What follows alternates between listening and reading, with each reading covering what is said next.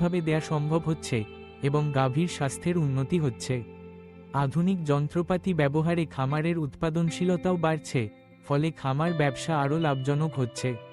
তবে এই যন্ত্রপাতির ব্যাপক ব্যবহার ও কার্যকারিতা সম্পর্কে এখনও আরও গবেষণা ও তথ্য সংগ্রহ প্রয়োজন। বর্তমানে ভারতের বড় ও মাঝারি আকারের দুগ্ধ খামারগুলোতে গাভী লিফটিং মেশিনের ব্যবহার সবচেয়ে বেশি দেখা যায়। অনেক খামারই এখনও পুরাতন পদ্ধতিতে গাভী স্থানান্তর করেন, তবে প্রযুক্তির সহজলভ্যতা ও সচেতনতা বাড়ার সঙ্গে সঙ্গে এই চিত্র দ্রুত বদলে যাচ্ছে।